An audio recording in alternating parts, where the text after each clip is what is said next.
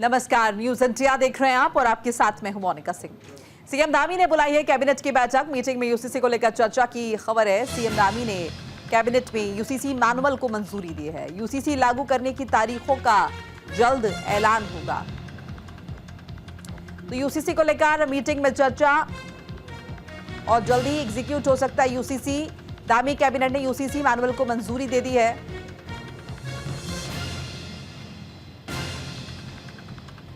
UCC यानी uniform civil code, सभी नागरिकों के लिए समान कानून।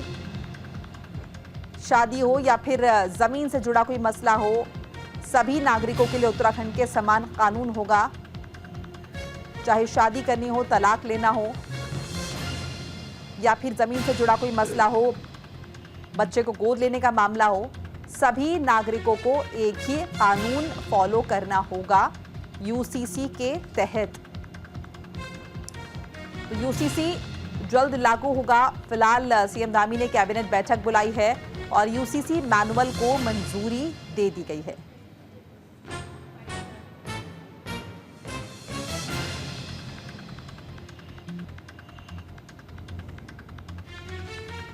तो यूसीसी को लेकर जो भी सुझाव सरकार को लेने थे, सरकार ले चुकी है और अब इस मुहर लग चुकी है। जल्दी से पूरी तरह से लागू कर दिया जाएगा। हालांकि देखिए, जैसे लगातार बताया जा रहा है, आस्था का इससे कोई जो है सरोकार नहीं है, सिर्फ कानून से है। 2022 के चुनाव में देवभूमि उत्तराखंड की जनता के समक्ष गए थे, तो हमने ये वायदा किया था कि हम सबसे पहले सरकार बनने के बाद पहला काम करेंगे, यूसीसी का विधेयक लाएंगे। हम यूसीसी का विधेयक लेकर आए और उस पर सभी ड्राफ्ट कमेटी ने ड्राफ्ट बनाया, विधेयक पास हुआ, राष्ट्रपति महोदय की मंजूरी मिल गई, एक्ट बन गया।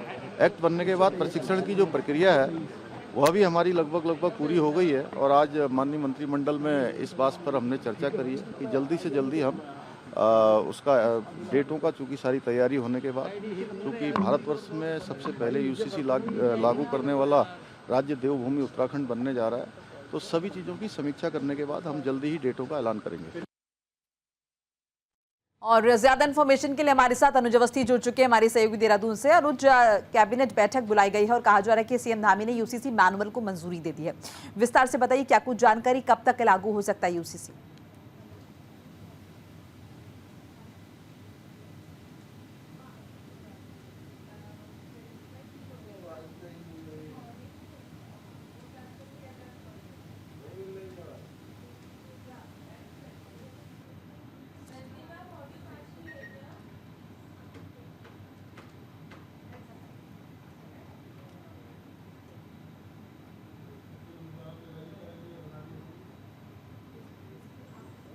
तो यूनिफॉर्म सिविल कोड लागू होने की बात हो रही है। मुख्यमंत्री धामी ने कैबिनेट बैठक बुलाई है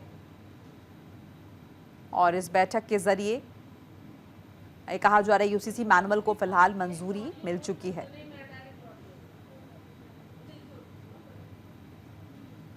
तो जल्दी यूनिफॉर्म सिविल कोड उत्तराखंड में लागू हो सकता है, जिसके लिए बाकायदा फिर एक, जैसे ही लागू होगा, एक समय सीमा दी जाएगी, एक डेडलाइन दी जाएगी, वक्त दिया जाएगा सभी नागरिकों को कि अगर शादी रजिस्टर्ड नहीं हुई है अभी तक, उनकी तो शादी रजिस्टर हो जानी चाहिए और तमाम जो सरकार की स्कीम्स है उनका लाभ लेने के लिए उनको खुद को रजिस्टर कराना होगा।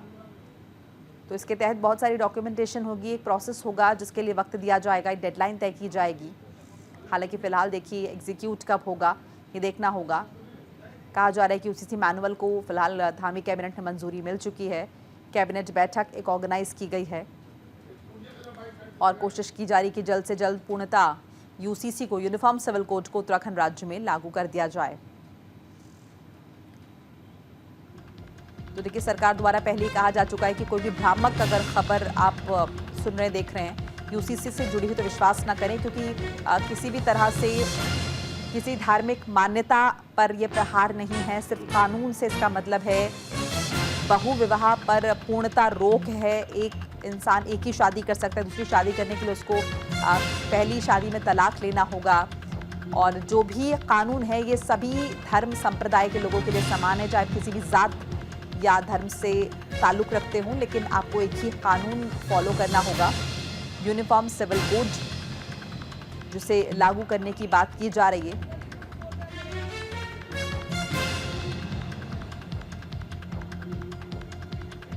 अभी तक देखिए उत्तराखंड राज्य में हिंदू मैरिज एक्ट लागू था और शरीयत के हिसाब से भी शादी विवाह होते थे, लेकिन अब चूंकि जब ये लागू हो जाएगा तो सभी को एक ही कानून मानना पड़ेगा। शादी करने के बाद इसे रजिस्टर कराना जरूरी हो जाएगा, नहीं तो शादी मान्य नहीं होगी। लिव इन रिलेशनशिप में अगर आपको रहना है तो उसके लिए भी रजिस्ट्रेशन कराना होगा और इसके लिए तमाम तरह की सुविधाएं भी दी जा रही। कहा जा रहा है कि अगर आपको इन बातों को पब्लिक नहीं करना तो घर बैठे ही आप इसके लिए अप्लाई कर सकते हैं, रजिस्टर कर सकते हैं। अनुज अवस्थी जुड़ चुके हैं हमारे साथ, ग्राउंड जीरो से उनका रुख कर लेते हैं। अनुज, क्या कुछ जानकारी है? कैबिनेट बैठक की बात कही जा रही है और कहा जा रहा है यूसीसी मैनुअल को मंजूरी मिल चुकी है। कब तक यूसीसी ऑफिशियली लागू हो जाएगा? बिल्कुल, पुष्कर सिंह धामी की जो कैबिनेट वो अब खत्म हो चुकी है, जैसे कैबिनेट बैठक की शुरू और उसके बाद अब ये यूसीसी को आई गई थी और उत्तराखंड की ये मैनुअल तरीके से फिलहाल चूंकि ऐलान नहीं किया गया, बैठक में कैबिनेट है कि मैनुअल मंजूरी किसी को मिल गई है। सिंह धामी ने इस बात को बोला जो तारीख देंगे और जल्दी ही पूरे प्रदेश आज जो ड्राफ्ट। अनुज, आपकी आवाज हम तक ठीक से नहीं पहुंच रही है, फिर से जुड़ने का प्रयास करेंगे आपसे। तो देखिए मीटिंग पूरी हो चुकी है, बैठक जो है वो पूरी हो चुकी है। सीएम धामी ने कैबिनेट बैठक बुलाई थी यूसीसी को लेकर और कहा जा रहा है कि यूसीसी मैनुअल को मंजूरी मिल चुकी है। चलिए आगे बढ़ जाते हैं। निकाय चुनाव को लेकर कांग्रेस की तैयारी का जिक्र कर ले। कांग्रेस आज जारी करेगी वचन पत्र। निकाय चुनाव के लिए 23 जनवरी को वोटिंग होनी है। निकाय चुनाव को लेकर कांग्रेस ने तैयारियां करनी है। आज वचन पत्र जारी किया जाएगा कांग्रेस पार्टी द्वारा। निकाय चुनाव के लिए 23 जनवरी को वोटिंग होगी, मतदान होगा। कांग्रेस के वचन पत्र में पर्यावरण की सुरक्षा, महिला सुरक्षा, शहरों में अव्यवस्थित यातायात का, सड़कों का बुरा हाल, स्वच्छ जल जैसे मसले जो हैं वो विशेष हो सकते हैं। तो इन तमाम मसलों का जिक्र किया गया है और वो मसले, वो मुद्दे जो आम जनता से जिनका सरोकार है, ज़मीनी मुद्दे, वो शामिल किए गए हैं और इसे नाम दिया गया है वचन पत्र। कांग्रेस की गारंटी पर्यावरण की सुरक्षा, महिला सुरक्षा, शहरों में अव्यवस्थित यातायात को व्यवस्थित करना और जो सड़कों का बुरा हाल है उसे ठीक करना, साफ पानी लोगों को मुहैया हो, ये तमाम मुद्दे जो हैं वो कांग्रेस पार्टी द्वारा शामिल किए जा सकते हैं अपने वचन पत्र में। उत्तराखंड के पूर्व मुख्यमंत्री डॉक्टर रमेश पोखरियाल निशंक चुनावी जनसभा को संबोधित करने रुड़की के ढंढेरा पहुंचे, जहां उन्होंने अपने संबोधन में कहा कि वो राज्य और नगर पंचायत जो भाजपा ने बनाई है, वहीं उन्होंने मुजफ्फरनगर बसूरी खटीमा कांड का जिक्र करते हुए कहा कि ये दर्द हम आज तक नहीं भूले हैं।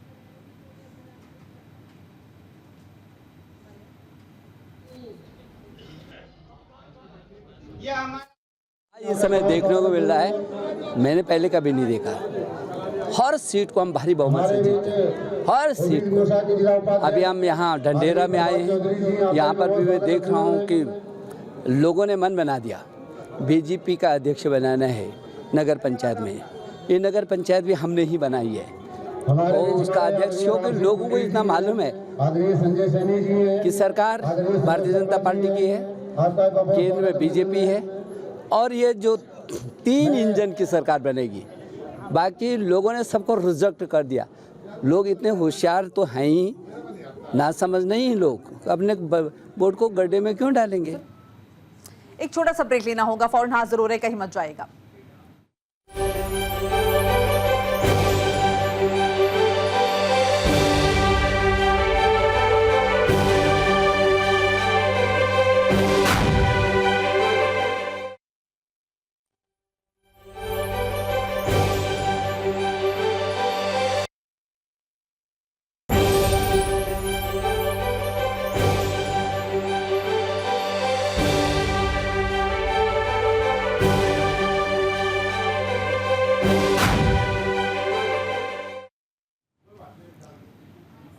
ब्रेक के बाद आपका स्वागत है। विकासनगर में चुनाव को लेकर अलर्ट, पुलिस ने इलाके में निकाला है फ्लैग मार्च। अंतर्राज्यीय बॉर्डर पर बढ़ाई गई है सुरक्षा। यूपी हिमाचल से जुड़े बॉर्डर पर बैरिकेडिंग की गई है। तो देखिए, विकासनगर के अरबजपुर इलाके में निकाय चुनाव को लेकर पुलिस प्रशासन पूरी तरह से मुस्तैद है। पुलिस ने संवेदनशील इलाकों में फ्लैग मार्च निकाला है। वहीं दूसरी ओर यूपी और हिमाचल को जोड़ने वाले बॉर्डर पर बैरिकेडिंग की गई है। साथ ही पुलिस ने अनाउंसमेंट के जरिए चुनाव को धन बल से प्रभावित करने वाले लोगों को सख्त हिदायत दी है।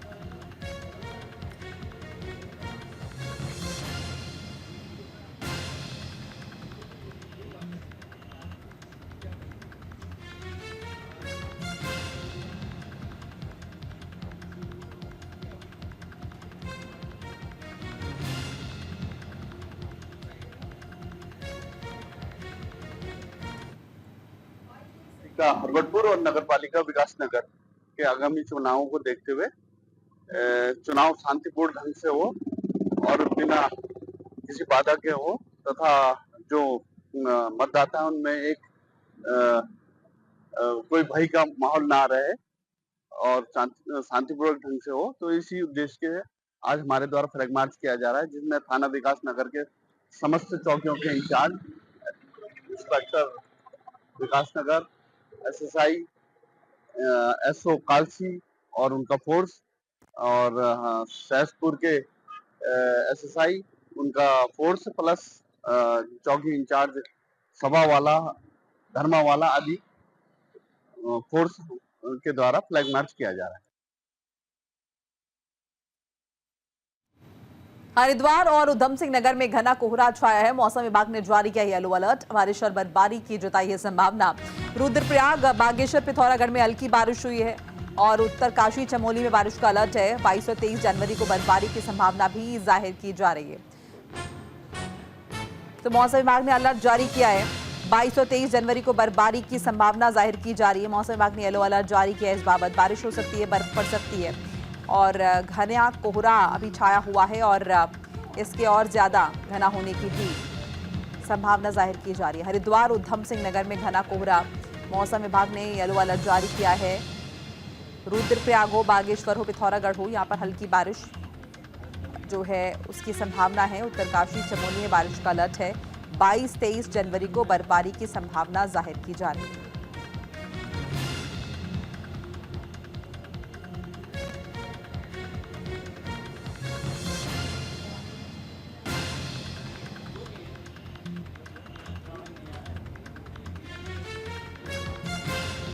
ज्यादा इंफॉर्मेशन के लिए हमारे साथ हमारे सहयोगी संजय पुंडीर जुड़ चुके हैं। संजय, मौसम किस तरह का फिलहाल बना हुआ है, क्योंकि मौसम विभाग ने जैसे येलो अलर्ट जारी किया है, फिलहाल क्या स्थिति है? देखिए, उत्तराखंड के पहाड़ से लेकर मैदान तक सर्दी जारी है। ऐसे में घने कोहरे से आम जीवन पूरी तरह प्रभावित हो रहा है। अगर पहाड़ी जिलों की बात की जाए तो वहां भी ठंड पूरी तरह से अपना कहर बरपा रही है, तो वहीं मैदानी जिलों की बात की जाए तो यहाँ घने कोहरे के कारण यातायात प्रभावित हो रहा है, जिससे आम लोगों को आने जाने में काफी दिक्कतों का सामना करना पड़ रहा है। आने वाले 22 और 23 जनवरी की बात की जाए तो यहाँ इसी तरह का मौसम रहने वाला है। लोगों को सावधानी बरतनी होगी। घने कोहरे के कारण अगर हरिद्वार की बात की जाए तो हरिद्वार जिला प्रशासन पूरी तरह अलर्ट दिखाई दे रहा है। जो यातायात पुलिस है वो सड़कों पर उतरकर लोगों को जागरूक कर रही है, क्योंकि जब इस तरह का कोहरा होता है तो यातायात काफी प्रभावित हो जाता है। हादसे होने की दिक्कतें रहती है, हादसे होने का खतरा बना रहता है। तो इसी को देखते हुए हरिद्वार पुलिस पूरी तरह अलर्ट मोड पर है। लगातार यहाँ रिफ्लेक्टर लगाए जा रहे हैं ताकि यात्रियों को किसी तरह की दिक्कत ना हो। जी संजय, बारिश की भी आशंका जाहिर की जा रही है, भी कहा जा रहा है कि बर्फबारी भी अभी होगी। इस बाबत क्या कुछ जानकारी? देखिए, मौसम विभाग के माने तो आने वाले दिन इसी तरह रहने वाले हैं। जो आने वाली तारीखें हैं 22, 23, 24, उसमें बारिश की भी संभावनाएं बताई जा रही है। मौसम विभाग का यही कहना है, जब पहाड़ों में इस तरह का मौसम रहता है तो इसका असर सीधा सीधा मैदानी जिलों में भी पड़ता है। ऋषिकेश की बात की जाए, हरिद्वार, देहरादून, तमाम ऐसे जनपद है जहां पर ठंड अभी बढ़ने की संभावना बताई जा रही है। हालांकि अगर आज की सुबह की बात की जाए तो सुबह घना कोहरा था और धीरे धीरे जैसे सुबह हो रही है, दिन हो रहा है, तो ऐसे ऐसे मौसम कहीं ना कहीं बदल रहा है। हल्की धूप है जिससे लोगों को राहत मिल रही है। संजय, तो क्या माने जो सटे हुए राज्य हैं आसपास के, वहां पर भी इसका प्रभाव पड़ेगा अगर बर्फबारी होती है तो? देखिए, लगातार जब मौसम विभाग कहता है और चेतावनी देता है तो कहीं ना कहीं मौसम ठंडा रहता है, जिससे कहीं ना कहीं तापमान में गिरावट आती है। तो कहीं ना कहीं आने वाले जो दिन है वो ठंडे रहने की संभावना जताई जा रही है। अगर जो यात्री बाहर से आ रहे हैं उनसे भी सावधानी बरतने को कहा जा रहा है, क्योंकि हम देखते हैं कि इन दिनों पहाड़ों में बर्फबारी हो रही है। तो देश भर के कई स्कूल से जो पर्यटक है वो उत्तराखंड का रुख कर रहे हैं। जो पहाड़ी क्षेत्र है वहाँ बर्फबारी हो रही है, उनका लुत्फ उठा रहे हैं। तो यानी कह सकते हैं कि हम अपने दर्शकों को भी यही कहेंगे कि अगर आप देवभूमि का रुख कर रहे हैं, उत्तराखंड का रुख कर रहे हैं, तो आपको सावधानी बरतनी होगी, क्योंकि पहाड़ों में जब इस तरह का मौसम होता है तो हादसे होने की कहीं ना कहीं संभावना रहती है। चलिए, शुक्रिया संजय पुनीत, तमाम बातचीत जानकारी के लिए आपका।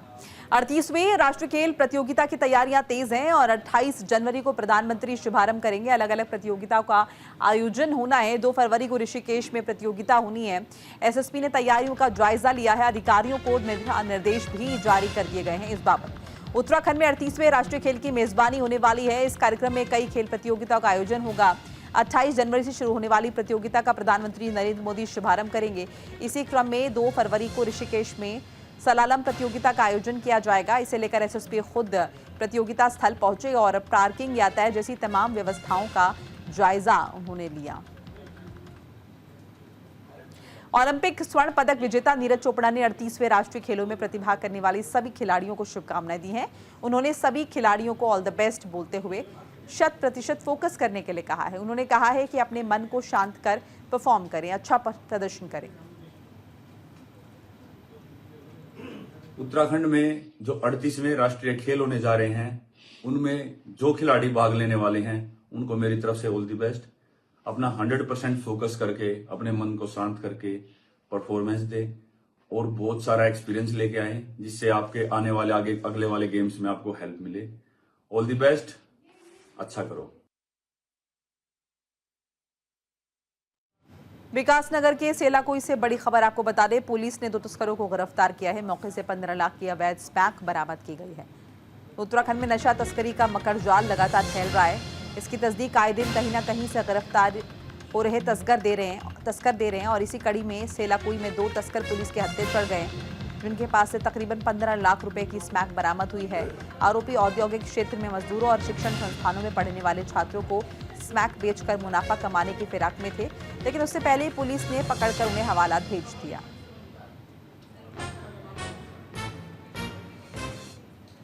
हरिद्वार के थाना बहादुराबाद की चौकी बाजार में नवनियुक्त क्षेत्राधिकारी ज्वालापुर अविनाश वर्मा ने क्षेत्र के गणमान्य व्यक्तियों के साथ बैठक की। इस दौरान उन्होंने अपराध, यातायात व्यवस्था और सार्वजनिक सुरक्षा जैसे मुद्दों पर चर्चा की। सीओ ने साइबर अपराधों और नशे के बढ़ते खतरे पर चेतावनी देते हुए नागरिकों से सतर्क रहने और पुलिस का सहयोग करने की अपील की है। सीओ ने मादक पदार्थों की तस्करी पर सख्त कार्रवाई का आश्वासन दिया है और कहा है कि समाज के हर व्यक्ति की जिम्मेदारी है कि वो अपराध रोकने में सहयोग करे।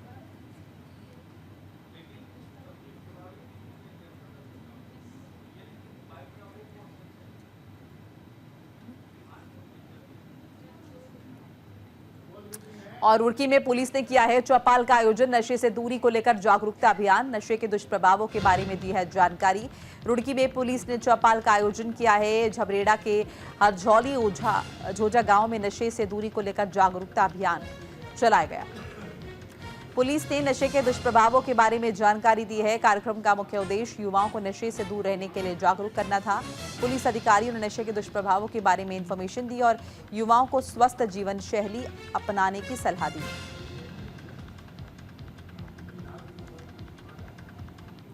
और लक्सर में पुलिस को बड़ी कामयाबी मिली है। दिन दहाड़े फायरिंग का आरोपी गिरफ्तार हो गया। आरोपी के पास से अवैध हथियार बरामद हुए हैं। लक्सर में पुलिस को बड़ी सफलता मिली है। पुलिस ने दिन दहाड़े फायरिंग करने वाले आरोपी को गिरफ्तार किया है। आरोपी के पास से अवैध हथियार बरामद किए गए हैं। आरोपियों ने दिन दहाड़े सड़क पर फायरिंग की और उसके बाद फरार हो गए।